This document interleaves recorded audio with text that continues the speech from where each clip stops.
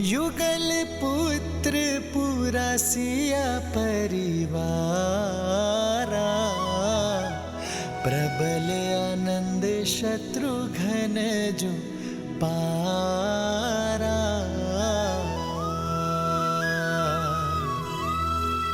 सूर्य प्रताप शिव दुई शिशु जाहि, सकल जीव के ही देखे माही।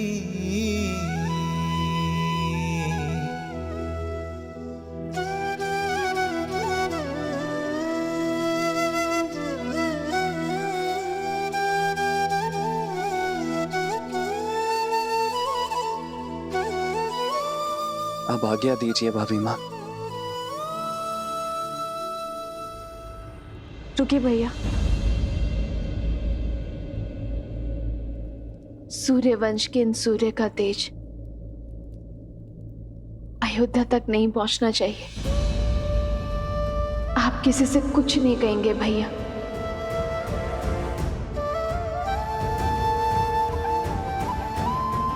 श्री राम से भी नहीं।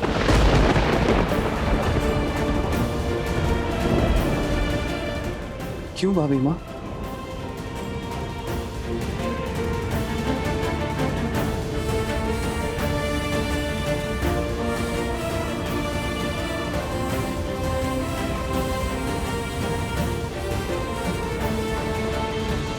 संतान के लिए पिता का मोह, वो घातक शस्त्र है शत्रुघ्न।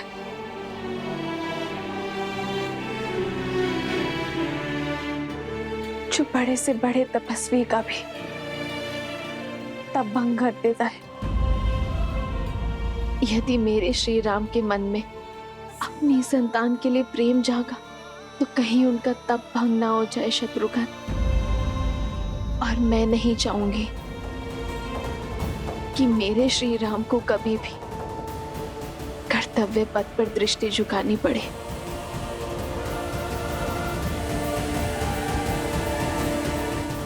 आपके आदेश का पालन किया जाएगा भाभी माँ। अब मुझे आज्ञा दीजिए। तेरी जय जयकार, सिया राम की जय जयकार।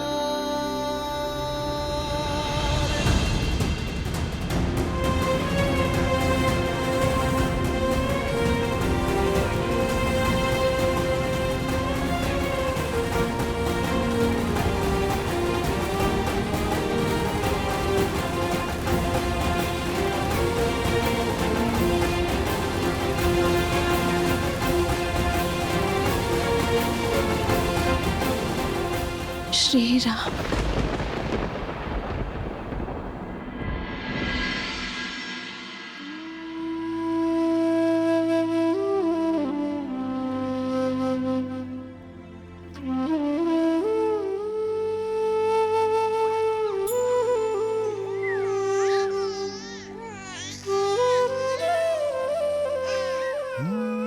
मंगल भवन अमंगल हारी, द्रवहु सुदस। राम भैया अपने महल में सन्यासियों का जीवन जी रहे हैं।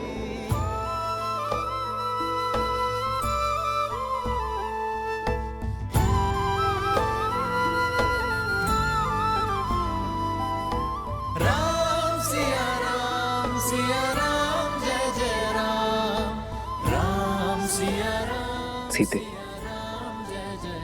तुम्हारा मन शांत और आनंदित है, पर पीड़ा की झलक भी है। कदाचित तुम्हारे सुख का कारण हमारी संतान है, पर पीड़ा का कारण? सुख तो संतान माता को देते हैं, किंतु पीड़ा एक पत्नी को होती है। कभी कभी तो मन करता है कि सारे बंधन तोड़ अपनी संतान को आपके पास ले आओ, या फिर मृत्यु का स्वांग रचकर आपको ये अपने पास बुला लो।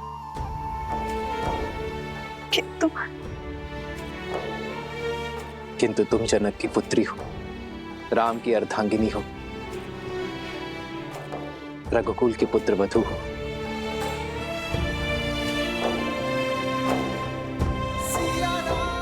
सीते, एक पुरुष केवल एक परिवार का धरोहर संभालता है। एक स्त्री के कंधों पर दोनों परिवारों की पवित्रता का भार होता है। भार तो ये भी है आर्य कि मेरे पुत्रों को कभी पिता का छत्र छाया नहीं मिलेगा और पति को पुत्र सुख। कहीं मैं इस भार तले ना दब जाऊं आर्य।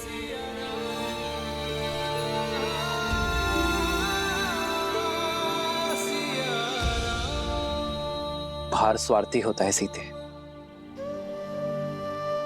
उद्देश्य निस्वार्थ। ये लड़ाई केवल हमारी संतानों के लिए नहीं है, समाज के लिए है, पाप के निवारण के लिए। पाप पुण्य की एक गाथा ने हमारे जीवन को क्या से क्या बना दिया है। क्या कभी पूर्ण रूप से राक्षसों का अंत हो सकता है? राक्षस होना परंपरा नहीं है सीते, प्रवृत्ति है। दुर्गुणों और लालसा से भरा हर मन राक्षस होता है। यदि ऐसा ना होता तो ना ही मधु ऋषि के घर लवनासुर जन्म लेता और ना ही रावण का भाई विभीषण होता। जैसे जैसे समाज में विद्या, आस्था और संतोष की वृद्धि होगी, वैसे वैसे ये राक्षसी प्रवृत्ति पाताल में गिरती चली जाएगी। समस्त कौशल राष्ट्र शुद्ध हो जाएगा, तब ये नियति हमें पुनः अवश्य मिलवाएगी।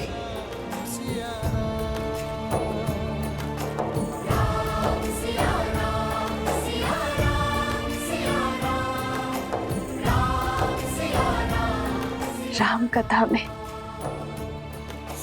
राम के जीवन का सार है। मुझे इस पथ पर चलना होगा।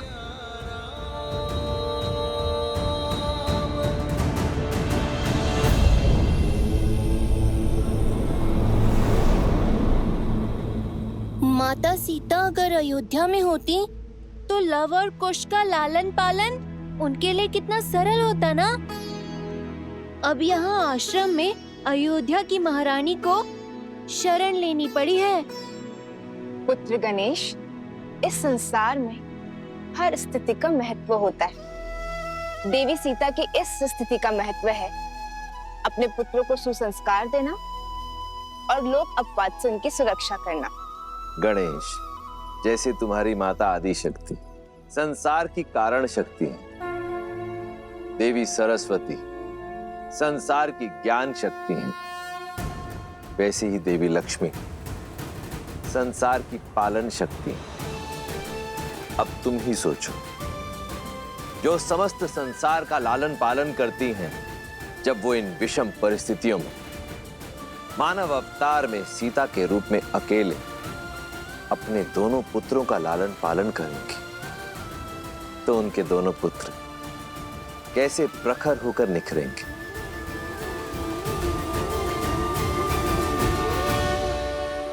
लव, कुश, जेहि पर कृपा करहि जनु जानी, कवि उर अजिर न जावहि वानी। देव शिशु जन विलाति सूरा, कल्पलोक अति दिव्य विधूरा। एक मुख सूरज एक मुख चंद्रा, लव, कुश, सुख आनंदा। एक एक आत यमज युगला, जानकी सुत रूप लव कुश होला। जानकी सुत रूप लव कुश होला।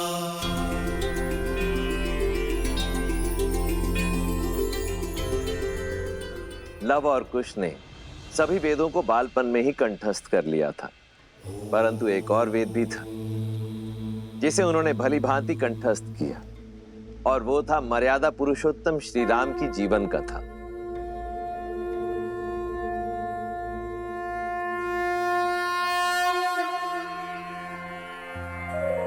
बैठो। ओम भूर्भुवः स्वहा, अग्निर्षि पवमानः, पांचजन्यः पुरोहितः, तमिमहे महाज्ञं स्वाहा। इदं अग्नये पवमानाय शास्त्र विद्या के साथ साथ शस्त्र विद्या में भी निपुण होते चले गए। जो नदी के तट को मिलाते सेतु, जन्मे मात पिता मिलन के हेतु, रामचंद्र सिया विरह घटाने, प्रकटे लव कुश रूप सुहाने। जो नदी के तट को मिलाते सेतु, जन्मे मात पिता मिलन के हेतु, रामचंद्र सिया विरह घटाने, प्रकटे लव कुश रूप सुहाने। जहां एक और लव कुश अपनी माता सीता के सानिध्य में महाप्रतापी राजा राम के गुणों को ग्रहण कर रहे थे, वहीं दूसरी ओर मर्यादा पुरुषोत्तम श्री राम सीता की स्मृतियों के सहारे परंतु अपने पुत्रों के अस्तित्व से अनभिज्ञ अयोध्या के राजा होने का दायित्व निभा रहे हैं। अपने त्याग और सामर्थ्य से राम राज्य स्थापित कर रहे हैं।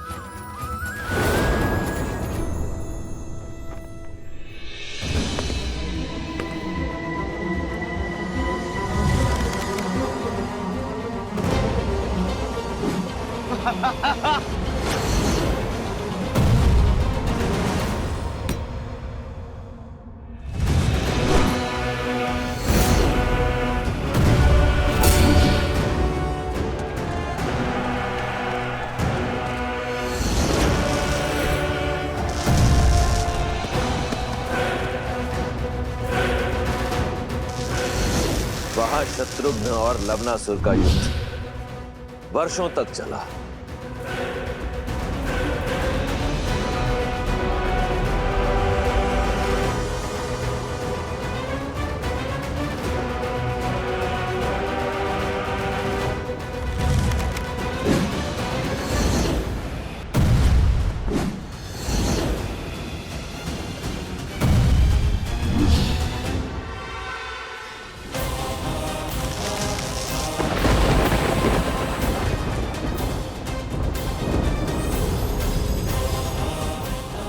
ये अस्त्र मुझे ऋषि अगस्त्य ने दिया था और आज ये अस्त्र मैं तुम्हें सौंप रहा हूं शत्रुघ्न। कदाचित नियति ने इस अस्त्र पर लवनासुर का ही नाम लिखा है और आज ये अस्त्र अपना कर्तव्य निभाने के लिए सज्ज है।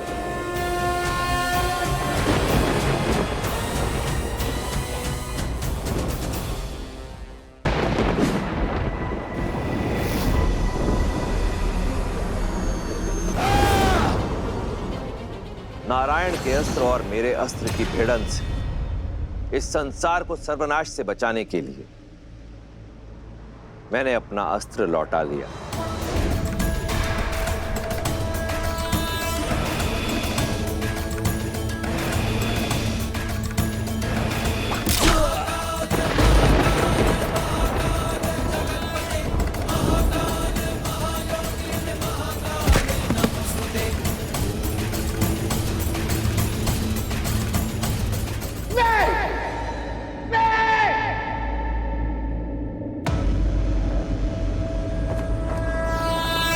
सात्विक रावण का यह अस्त्र निस्तेज होकर नहीं गिर सकता।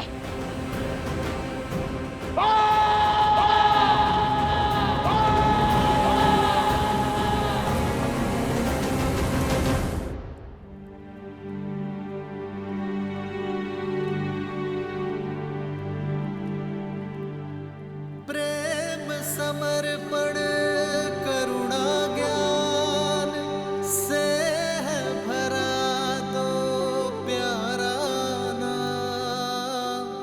जय सिया राम, जय जय सिया राम, जय सिया राम, जय जय सिया राम। सिया राम, सिया राम, सिया राम, सिया राम।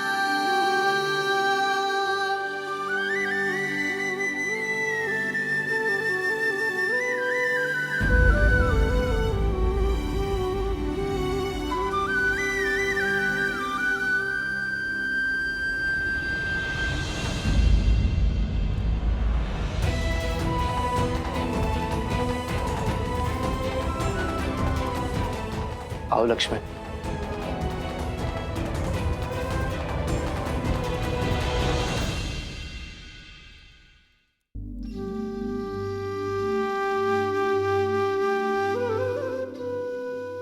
जिन श्री राम की बाईं ओर भाभी माना खड़ी हो, वो अयोध्या के राजा राम अवश्य हो सकते, परंतु लक्ष्मण के भाई कदापि नहीं।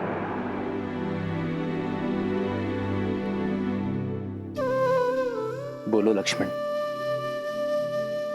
यदि मन की बात मन में ही रह जाए तो पीड़ा अधिक होती है। अपनी पीड़ा को तो अपना क्रोध बनाकर आप पर उड़ेल दिया है मैंने। आपसे विद्रोह किया, आपसे दूर रहा, परंतु आपने अभिमान से विरह और मेरे क्रोध की पीड़ा को सदैव सहन किया। आज भी कर रहे हैं। सीता से विरह तो तब होगी ना जब हम मन से दूर हो जाएंगे। सीता मेरी श्वास है लक्ष्मण, और श्वास मृत्यु के बाद ही दूर होगी शरीर से।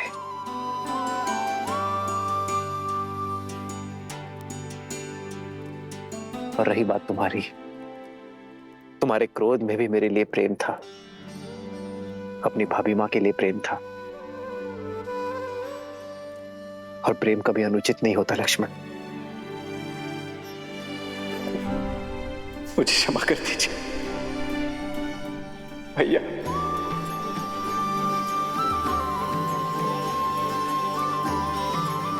क्षमा कर दीजिए भैया।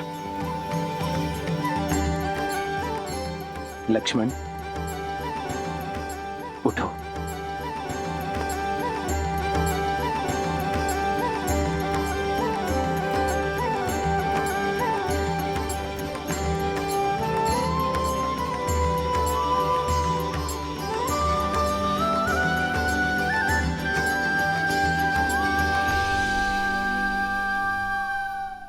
कर दीजिए भैया।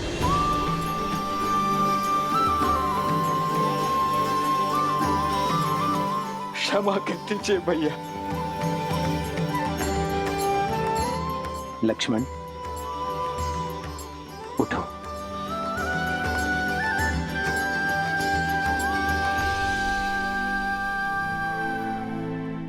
ये सत्य है भैया, आपके निर्णय की अवहेलना करता रहा, आपके त्याग को एक राजा का अभिमान मानता रहा। पर तो सत्य ये भी है भैया कि इतने वर्षों तक प्रति क्षण में आपको देखता भी रहा। इतने वर्ष मंडल में एक प्रवासी की भांति रहकर अभिमान से दूर होकर भी आपने उन्हें स्वयं से दूर होने नहीं दिया भैया। आपका त्याग आपके प्रेम का साक्षी है भैया। राजा का कर्तव्य निभाने के लिए आपने स्वयं को इतना बड़ा दंड दे दिया। प्रजा के कल के सुख के लिए आपने अपने आज के सुख की आहुति दे दी भैया। मुझसे बहुत बड़ी भूल हो गई है भैया, बहुत बड़ी भूल हो गई है, मुझे क्षमा कर दीजिए। नहीं लक्ष्मण,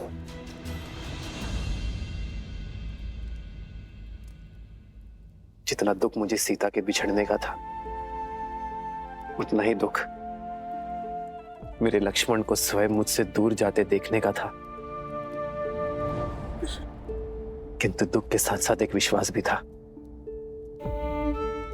कि मेरा भाई एक दिन मेरे निर्णय को अवश्य समझेगा। वो एक दिन मुझे क्षमा अवश्य करेगा, एक दिन मेरे पास लौटकर अवश्य आएगा। और मेरा विश्वास करो लक्ष्मण, सीता भी सम्मान सहित अयोध्या लौटकर अवश्य आएगी।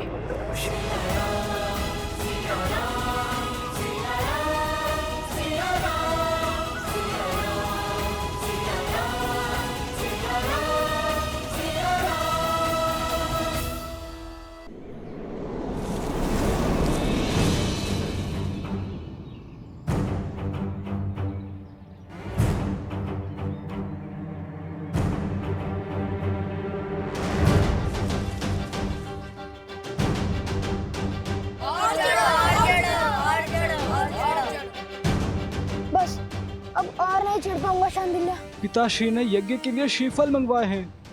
रिक्त हाथ लौट नहीं सकते। ऊपर चढ़ो, अन्यथा दंड मिलेगा।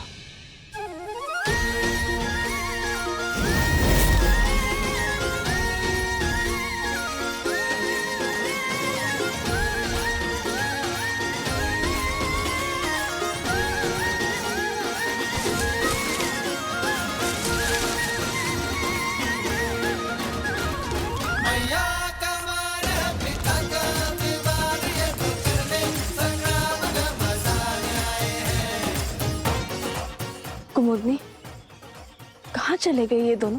कहीं दिखाई नहीं दे रहे। माता आ गई।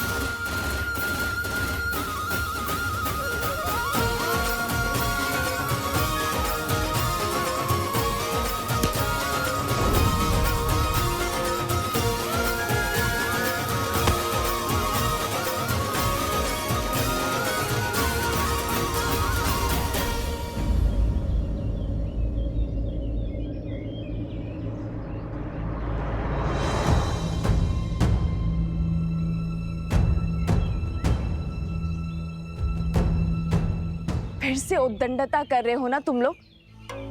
नहीं मानोगे ना तुम दोनों? आज तो तुम्हें दंड देकर ही रहूंगी। कुश, नीचे आओ। नहीं, मैं नहीं आऊंगा। अब दंड दोगी। ऊपर रहकर क्या दंड से बच जाओगे? मैं भी देखती हूँ कि कैसे नहीं उतरते।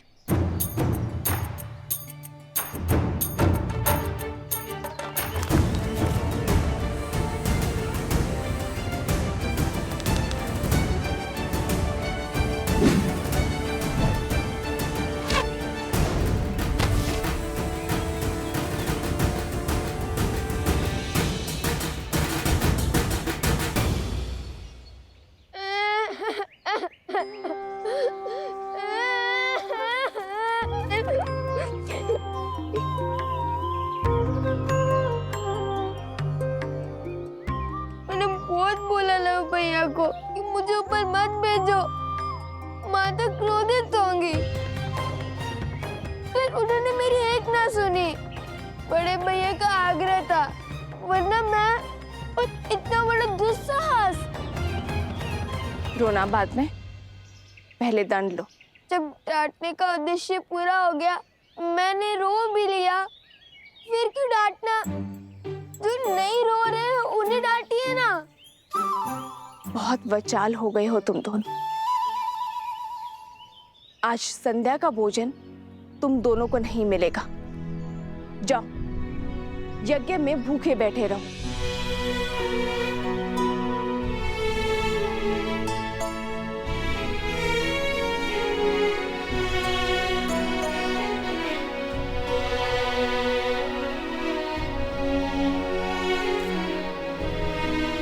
मुन देवी, लवकुश आपके सामने यूं ही ब्रज पर चढ़ गए, आपको भय नहीं लगा? यदि उन्हें कुछ हो जाता तो? माता की सबसे बड़ी पूंजी होती है संतान, और जब माता को अपनी संतान की योग्यता पर संदेह लगने लगे तो समझ जाओ कि उसे संदेह अपनी दी गई शिक्षा और संस्कार पर है। ओम भूर्भुवस्सुः तत्सवितुर्वरेण्यं भर्गो देवस्य धीमहि धियो यो नः प्रचोदयात्।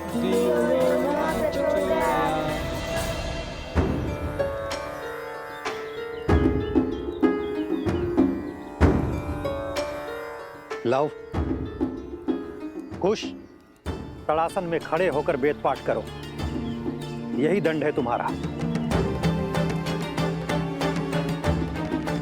जी गुरुदेव।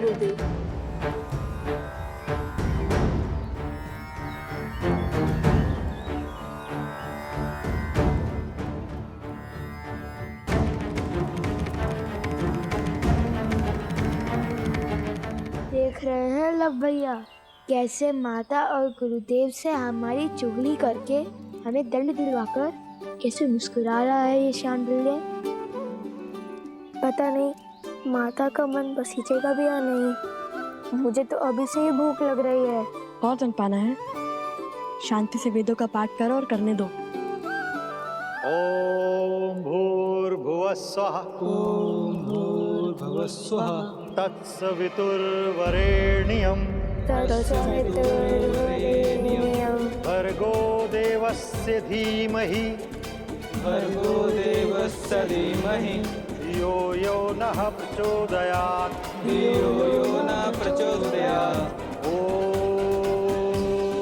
ओम भूर्भुवः स्वः तत्सवितुर्वरेण्यं भर्गो देवस्य धीमहि धियो यो नः। अरे देखो तो कितनी चींटियां चढ़ गई हैं तुम्हारे पैर पर। जाओ पैर धो लो और अपनी माता से कहो औषधि लगा दे।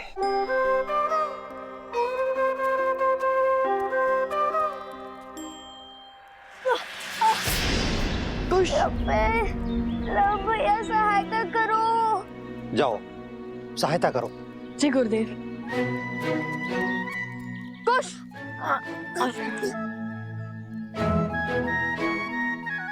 बहुत पीड़ा हो रही है गुरुवर। क्या भैया मुझे कुटिया तक छोड़ सकते हैं? जाओ।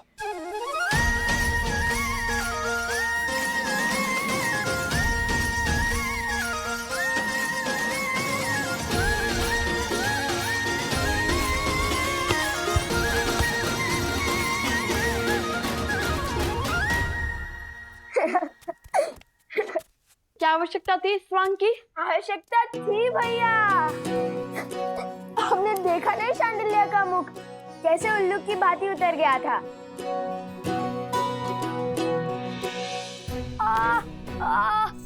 पैर। अरे अब क्या हुआ? बहुत पीड़ा हो रही है। क्या हुआ?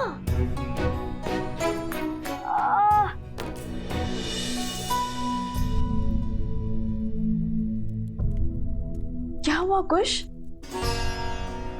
कैसे हुआ ये सब? तारासन में खड़े खड़े वेदों का पाठ कर रहे थे, तभी चींटियों ने काट लिया इसे।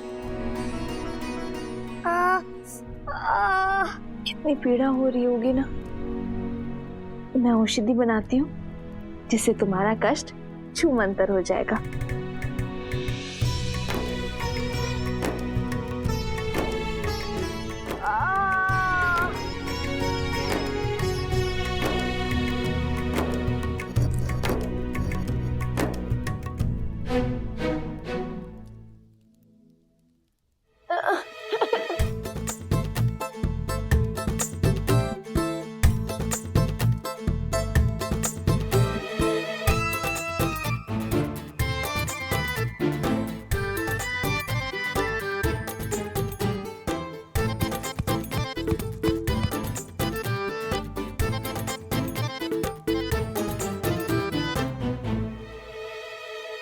माता रहने दीजिए ना, इतनी भी पीड़ा नहीं हो रही माता। तनिक सी चींटियों के काटने से वीरों को कहाँ कुछ होता है। औषधि रहने दीजिए माता और भोजन खिला दीजिए, बहुत भूख लगी है। दंड में दया नहीं होती, और जब ऋषि हरित ने अपने पुत्र शांडिल्य को नारियल लेने के लिए भेजा था तो तुम दोनों वृक्ष पर क्यों चढ़े? आज तुम दोनों को अन्न का एक दाना भी नहीं मिलेगा। मुझे लगा आप भूल गई होंगी। अब रोना शुरू मत करना। बताओ लव, तुम दोनों वृक्ष पर क्यों चढ़े?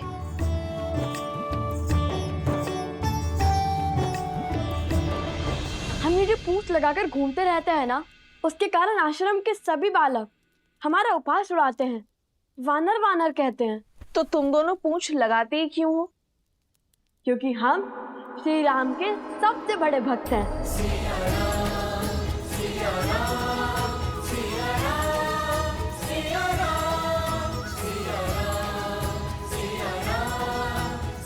हनुमान जी से भी बड़े भक्त हैं। इसलिए पूंछ तो लगानी ही पड़ती है ना। तो इसका शांडिल्य से लड़ाई का क्या संबंध है? और तुमने उसके कार्य में बाधा क्यों डाली? माता, भ्राता शांडिल्य बड़े ध्रुत हैं, सदा हमें छेड़ते रहते हैं। उन्होंने हमें चुनौती दी थी कि यदि हम श्री राम के सबसे बड़े भक्त हैं तो उन्हें उड़कर दिखाएं। और पता है सोमकरण ने क्या कहा? हनुमान जी के पिता तो स्वयं पवन देव हैं। तुम्हारे पिता कौन है बताओ?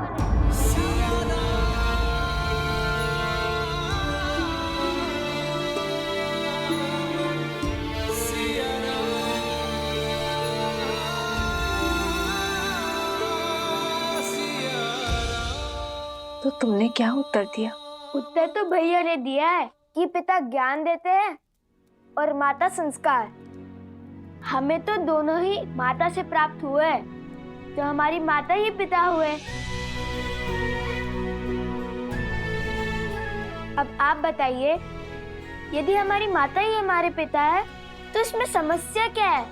हमें तो नहीं है।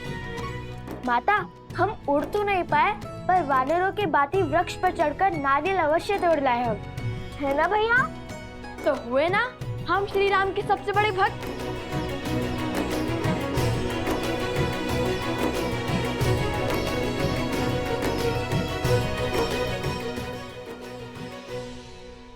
नहीं, तुमने केवल वीर हनुमान की नकल की है।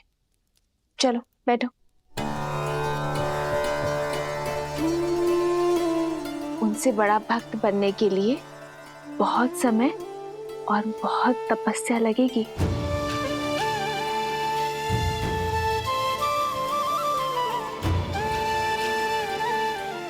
चलो भोजन करते हैं।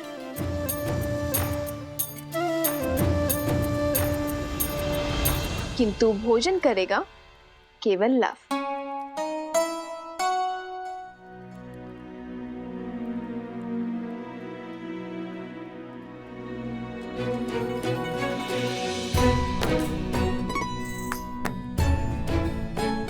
किंतु तुम्हारे दंड का क्या? तुम भोजन नहीं खा सकते। मैंने तो सिर्फ मुंह ही खोला था, किंतु ग्रास तो माता ने खिलाया है। दंड में मुंह खोलना अपराध थोड़ी ना है ना? है ना? है ना? है ना? मैंने क्षमा किया तुम दोनों को।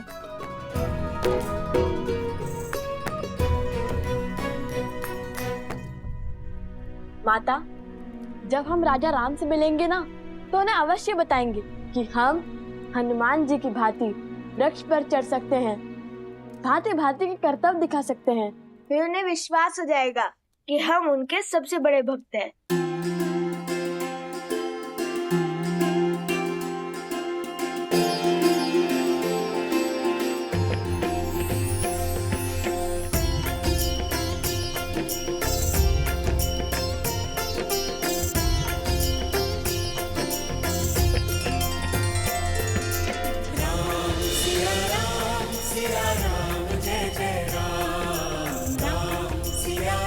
बस आस है तो उस दिन की जब ये आपसे मिलेंगे अपने पिता और आराध्या से।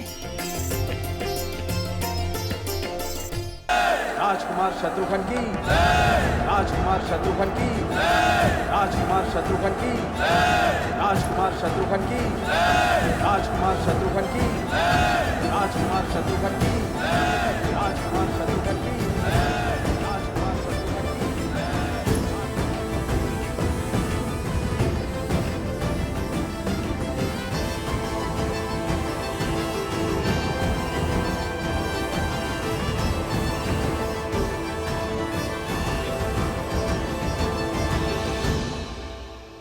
राजकुमार शत्रुघ्न नहीं, मधुपुरी का राजा शत्रुघ्न कहो।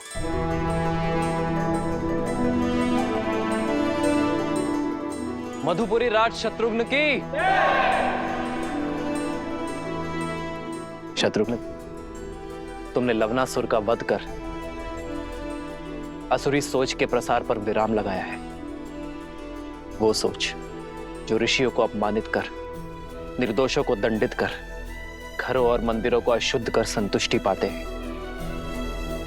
बीते 12 वर्षों में आप चारों भाइयों ने समस्त आर्य भूमि में प्रशंसा और सम्मान अर्जित किया है। अब समय आ गया है कि रघुवंश का सूर्य ध्वज पूरी सृष्टि में लहराए, जिसे देख हर असुर और आसुरी सोच भयभीत हो जाए। और इस सपने को पूरा करने के लिए हमें रासु यज्ञ करवाना चाहिए भैया।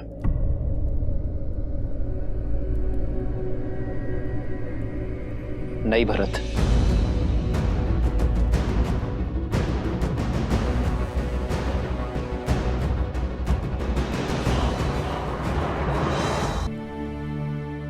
राजसूय यज्ञ अर्थात हर राज्य का राजा बन जाना, हर राज्य का राजा हमारे आगे नतमस्तक हो, बल से हमारी सत्ता स्वीकार करे। किंतु ये मुझे स्वीकार नहीं है भरत।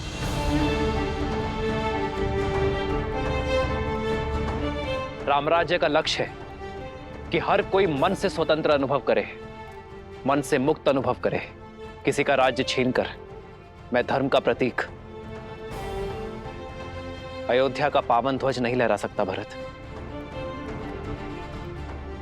जिस राज्य का राजा सहर्ष हमारी नीति स्वीकार करता है, उसे सुख से राज्य करने का अधिकार अवश्य होना चाहिए। हमें केवल मित्रता और संधि की चाह है, और इसलिए मैं राजसूय यज्ञ के लिए सज्ज नहीं हूं। किंतु राजगुरु वशिष्ठ की बात उचित है। हमें सूर्यवंश की छत्र छाया समस्त भारतवर्ष में फैलानी चाहिए। भैया, किंतु ये होगा कैसे? अश्वमेध यज्ञ से।